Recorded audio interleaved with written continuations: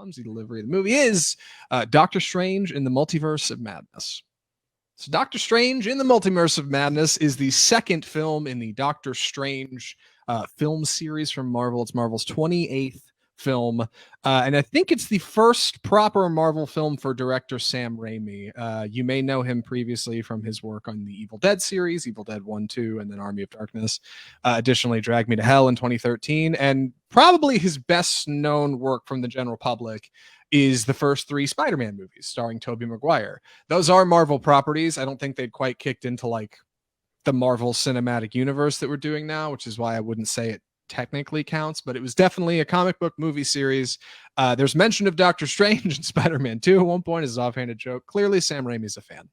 And Doctor Strange, sorry, I need to get to the summary somewhere in here. Good God. Doctor Strange in the Multiverse of Madness is the story of Dr. Stephen Strange. After he meets a young girl with the ability to travel through the multiverse seemingly at will, and trying to kind of harness and understand this power, he recruits the help of the Sorcerer Supreme, Wong, who he lives with, and Wanda Maximoff, who we most recently saw in WandaVision, played by Elizabeth Olsen, to try to tackle this multiversal travel, and unfortunately in that process accidentally open a portal to an unspeakable evil that the heroes of the universe are going to have to come together. The heroes of the multiverse are going to have to come together to defeat. It is about 2 hours long, a little longer than 2 hours. It is chock full of CGI and star power. The movie is Doctor Strange and the Multiverse of Madness. Andy, what'd you think? Overall, I really liked it. I had a lot of fun. There's a lot of good humor, good horror, which I wasn't sure how much would be in there. There are some things that don't work as well. It's got some issues, got some problems. But again, the Marvel is just such a strong brand now that it can kind of overcome. And the stuff that works in the film works really well, and it kind of overcomes the weaknesses.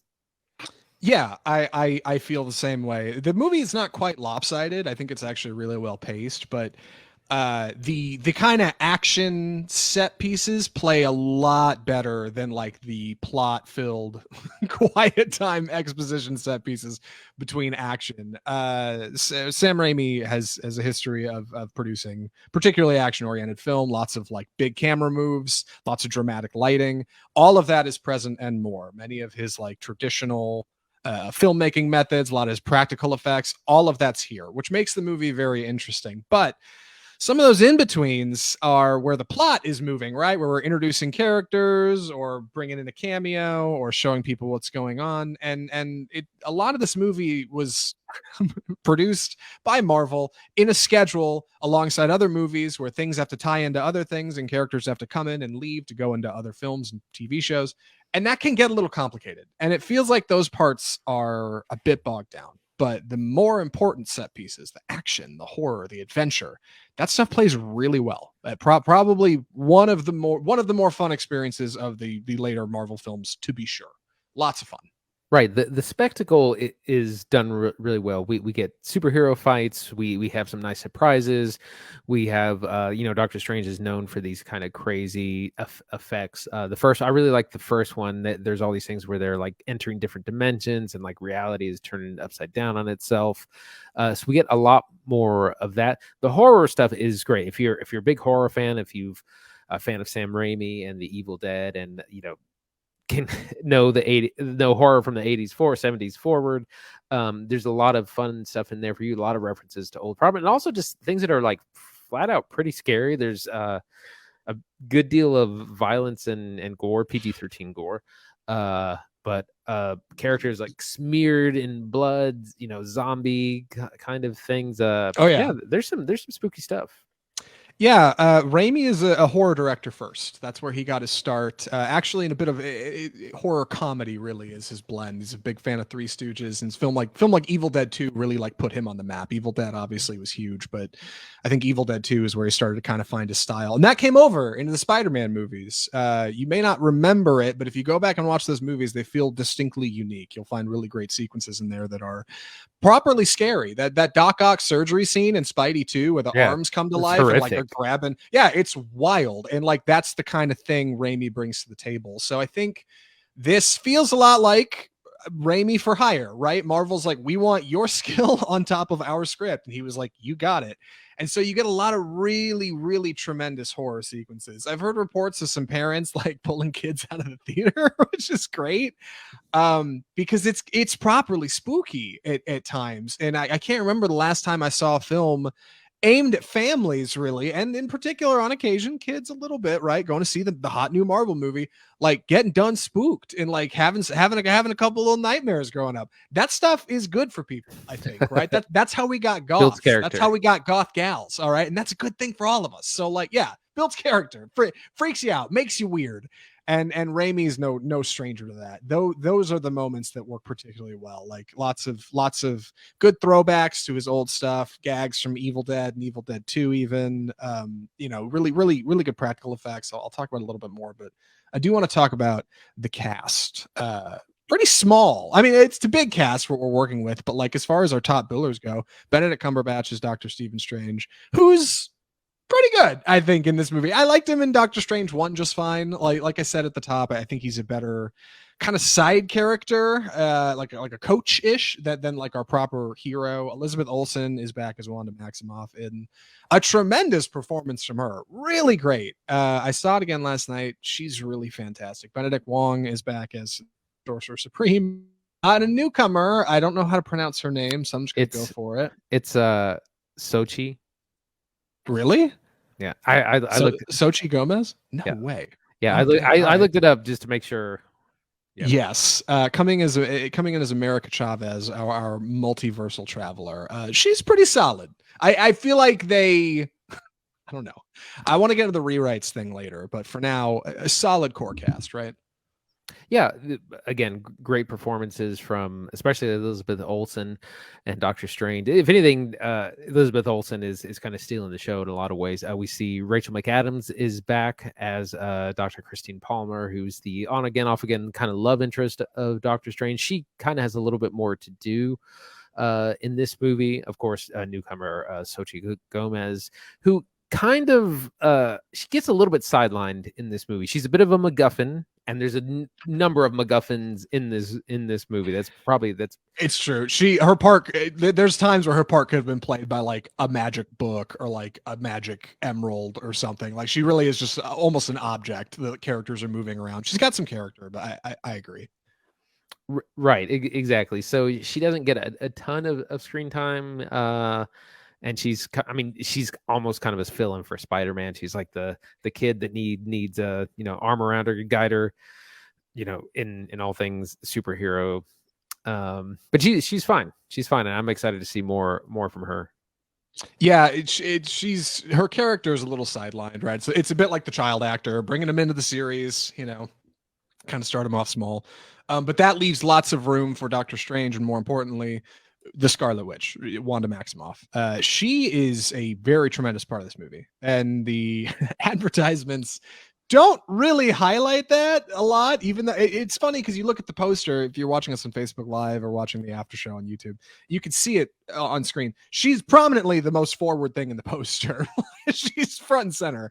And I think that's probably the visual giveaway that she's a bit more important than it seems. She's a very large part of this movie, and the trailers would have it look like more evil Doctor Strange is kind of running everything behind the scenes, and it's not necessarily what meets the eye. And I think that's good. Marvel did the same thing with their advertising for Spider-Man. Like they never showed Tobey Maguire and Andrew Garfield. They want you to go in and be a little surprised. I think that's good for word of mouth. It makes for a more fun movie.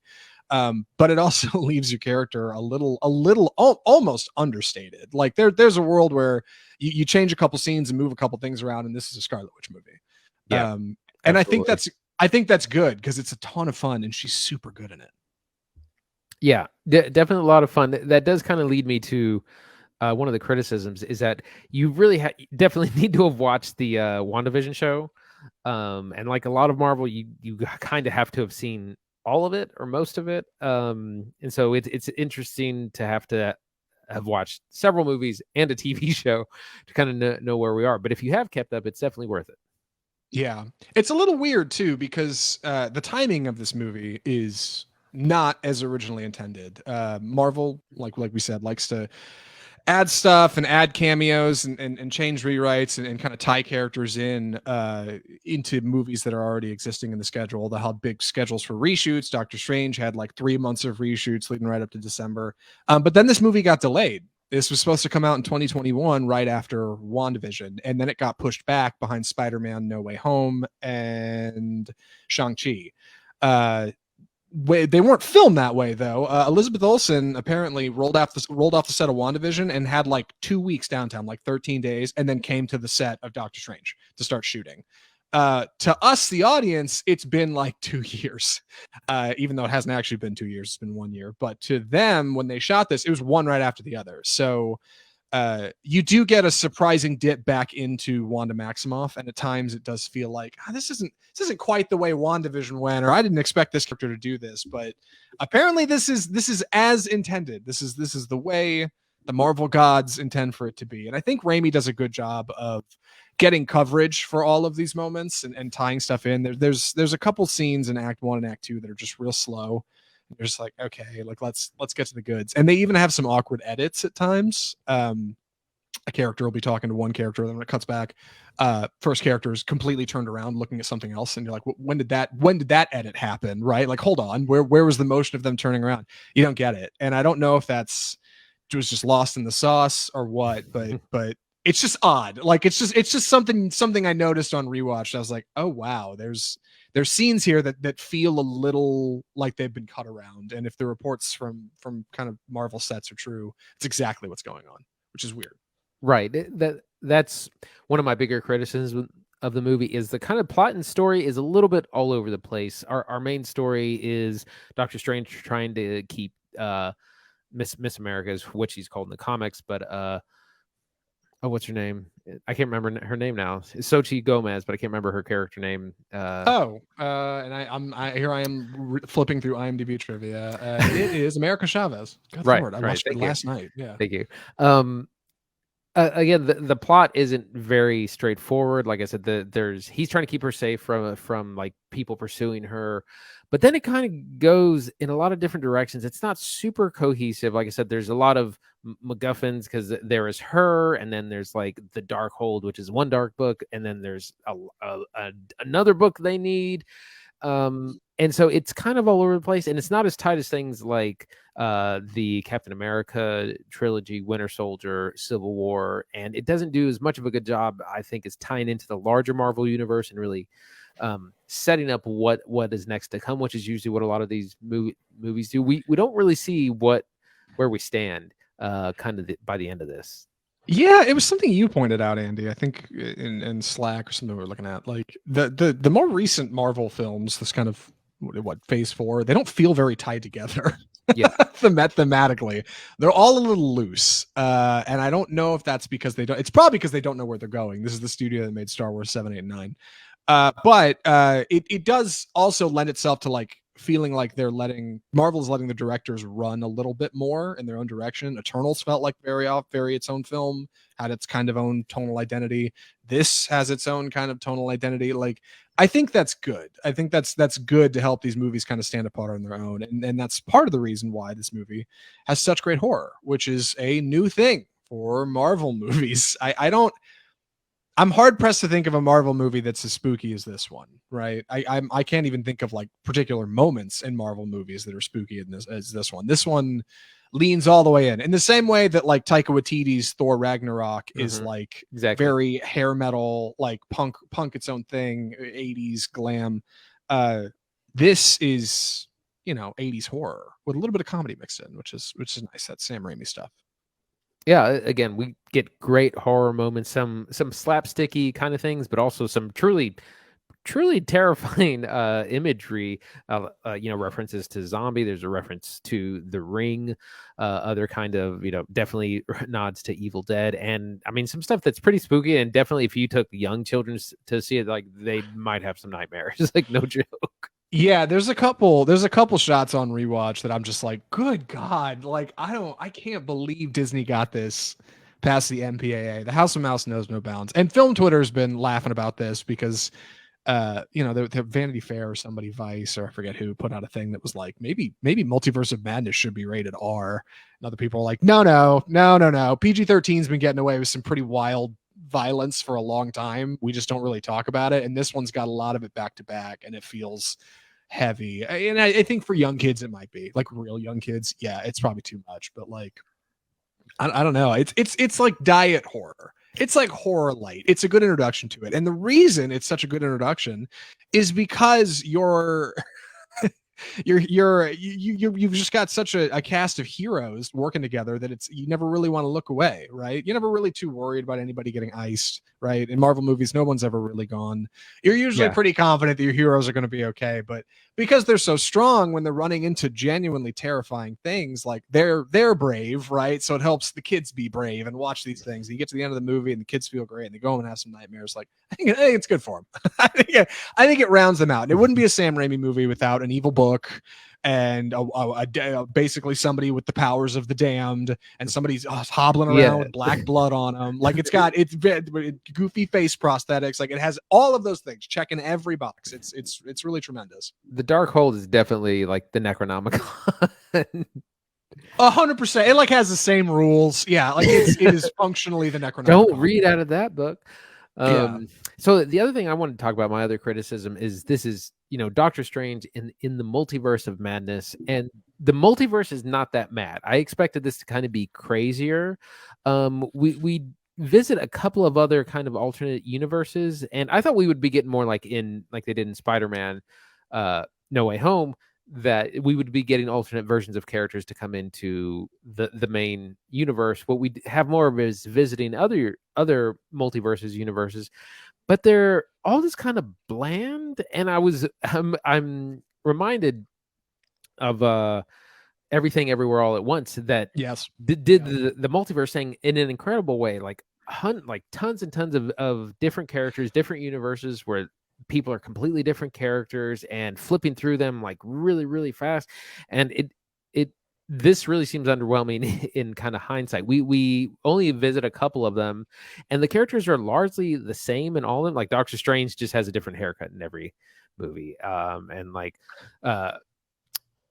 America Chavez, same thing. She's the same. Wanda's pretty much the same. We do get some surprises, but it wasn't near as crazy as I had kind of expected it to be for something called the Multiverse of Madness.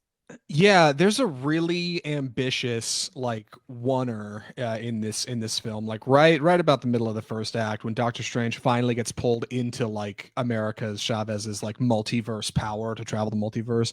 And it's this really great one shot where the camera kind of spins around, or CGI characters, of course, and it blasts them through like 18 multiverses, and one of them's like a silent film, and one of them's like cubism, and one of them they're like paint. And that's really cool looking, and you're like, oh man, this is going to go places. And then the rest of the movie doesn't ever actually get to many of those, really probably any of them. You've got a few different like multiverses that you're grounded in, multiverse universes, whatever settings that you're grounded in, worlds, but you don't get to jump a whole round a lot in there. And people have been comparing this to Everything Everywhere All at Once because of them both being multiverse movies, right? What are the odds that in 2022, following a pandemic, we'll be getting two movies about the multiverse back to back, right? Weird, crazy, wild idea. And this movie has like 8 times the budget of Everything Everywhere All at Once, and also has like 8 times the box office returns, more so. Like bigger investment for Disney has turned out bigger profits. But yeah, if I had to put these two films together on a spectrum of quality of multiversal storytelling, like your ability to use setting and plot and different elements from different universes to grow your characters, and also like emotional impact that comes from that, Everything Ever All at Once beats this every time. Right. Every time. And this does a lot that movie doesn't do. They spent that money well, but like uniquely, yeah, if I got to hold the two of them next to each other, somehow the low budget A24 film is a better pick for me, a fan of bold cinema. No, absolutely. And what you said is with Everything Everywhere having a lot of emotional heart and really good storytelling, that's kind of what's lacking in Multiverse of Madness, that we don't really have a lot of heart. We don't have a lot of like, characters kind of going from A to B, character arcs, or Everything Everywhere is about family trauma, generational trauma, these mother-daughter relationships, about like being happy with the choices that you've made in life. And like there's a lot going on in that movie, and it does it very well, like the story going from A to B. And this I'm not really sure what what is Doctor Strange's arc, what is anyone's arc. Everyone's kind of the same from beginning to end. So while it's wildly entertaining, it doesn't have kind of the heart of something like Everything Everywhere All at Once. It sure doesn't. And a big part of that is because you've got a lot of action in your Sam Raimi movie and a lot of horror, and it's not going to spend a lot of time working out relationships. That's not necessarily a priority here.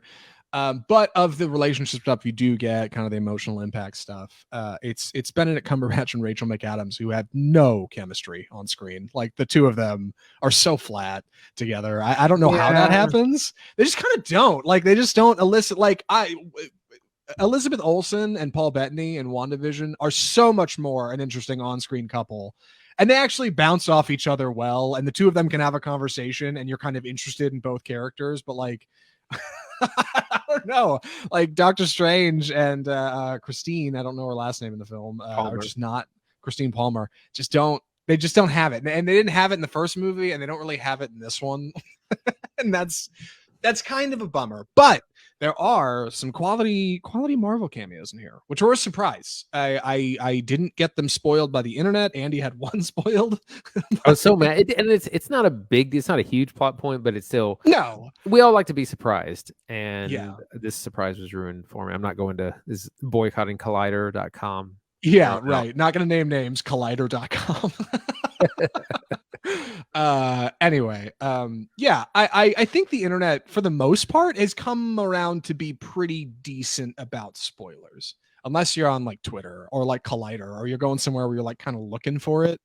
For the most part, I don't have people spoiling it for me, right? I think we've done enough with 28 Marvel films. My God, like we've done enough of these that people know your best experience is opening weekend, seeing it with a crowd. And as we get away from it, there'll be less opportunity to do that. I did enjoy watching it in a room full of people, lots of gasps, a couple cheers, like the exciting opening night stuff from Marvel film. But our theater wasn't packed. It was, it was moderately. It was moderately full, but not. Yeah, it wasn't. It was an early Friday show or early Thursday show. But Thursday's the day it came out. I figured it'd be a lot busier. But since then, they have had no trouble making $500 million around the world. And it seems like this is going to be a win for Marvel. Andy, do you think they're going to do more? First off, more work with Sam Raimi, and secondly, more, I don't know, horror-oriented stuff. Where do you? What is Disney's takeaway from this? I think it's a director kind of thing. It's like Taika Waititi is getting Thor: Love and Thunder, so you're going to get another comedy. So if they like what he's done, and I mean he's making the money, so I imagine I could see him getting another movie. And they have to kind of lift up the group movies, because like the group movies like Avengers are the really big money makers, but you gotta set up stuff along the way. You gotta have individual character movies. So I'm sure we'll get Doctor Strange 3. Yeah, I'm not sure what's next in the hopper for the character of Doctor Strange. I'm sure he'll appear as a side character and a couple other things. But as for Sam Raimi, it seems like he likes doing them. He's been praising Disney and Marvel in interviews, saying they're super easy to work with. This is his first movie in 9 years. His last movie was Oz the Great and Powerful, which is also a Disney film. So obviously he's got some clout with the studio. They're going to love the runaway numbers on this, of course. I don't know how they'll feel about the general reception to some of the spookier bits. I think they'll get scared by parents who are calling in and writing emails and getting on Facebook like, my child was horrified. You can't sell Zombie Strange. No, yeah. Even though he's awesome, but yeah, apparently you can't. But I think he will likely do more. I don't know where Sam Raimi. I don't know where Doctor Strange is headed next, but they gotta, I don't know. I do think Marvel's got to start to find a through line thematically through all of these movies, because they feel really different, and I don't know where they're headed next. Like there's a lot of separate elements, and before phase 1 was very exciting because it was like Iron Man, Thor, Captain America, Avengers. Like you knew where it was headed, and now we don't know. We have some whisperings of different big bad guys. Yeah. But we don't really know. It's all kind of disparate at the moment. Yeah, it seems like they're going to wade further into the obscure, right? Following Eternals, I think they're working on a Blade reboot starring Mahershala Ali. You got some Egyptian magic with Moon Knight on Disney Plus, and you got some multiverse stuff with America Chavez. Like, they're definitely introducing a lot of elements. It just seems a little more disparate than last time. Yeah, the previous phases were very straightforward. We're get all the hits. Here's the Avengers, couple Avengers movies. Bam, we're on our way. Guardians of the Galaxy was the weirdest thing you saw. Now, I don't know, but I'm excited that this happened. It's like I said, it's a little darker in moments than I would expect from Disney. So I'm glad it's here. I hope Sam Raimi makes 80 more films before he dies. Absolutely. Oh, one more thing. The score. Danny Elfman. We didn't even talk Oh about it. yeah. This is Danny Elfman's 16th comic book movie. I was reading on IMDb, which is crazy. And a return with him and Sam Raimi from their Spider-Man movies. Sam Raimi also brings his own editor over to this one. Good Elfman score.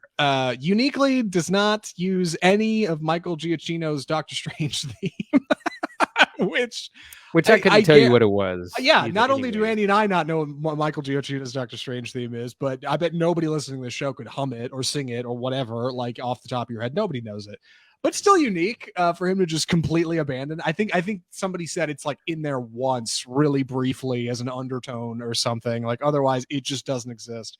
It's a fine score. Very very exciting. Classic Elfman moves up and down and has a couple of good comic throwbacks, I think, from some of his previous work. He's made 16 comic book movie scores after all. Overall, pretty pleasant, but I thought it was worth mentioning because there's some music oriented action later in the film that I think is worth highlighting because composers don't often get to do stuff like that. So You're right. something to look out for. Well, I think I'm ready. Andy, would you recommend Doctor Strange and the Multiverse of Madness? Would definitely recommend it to fans of the Marvel series and of comic book movies. If you've been following along, you're gonna love it. Fans of horror as well. I know some people haven't kept up as much, but I think if you're a big fan of horror and Sam Raimi, you'll also enjoy it.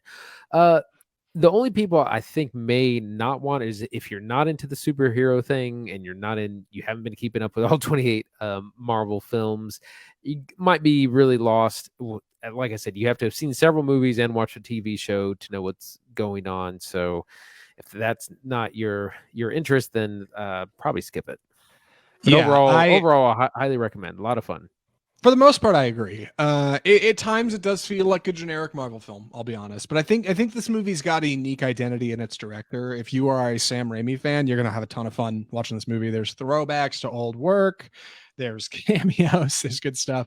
And if you're a general Marvel fan, I think this is one of the more exciting features they've put out in a little while. I think it does some things differently. I think it's got some good spooks. That's good for everybody. I'm a fan. I think this kind of stuff broadens audiences a little bit to what's possible. Broadens the mind, right? It encourages you to try different things, and for kids to get in a little bit of horror in their new Marvel feature, I think that's good. I think it's good stuff. Doctor Strange and Multiverse of Madness. I am a fan. So yeah.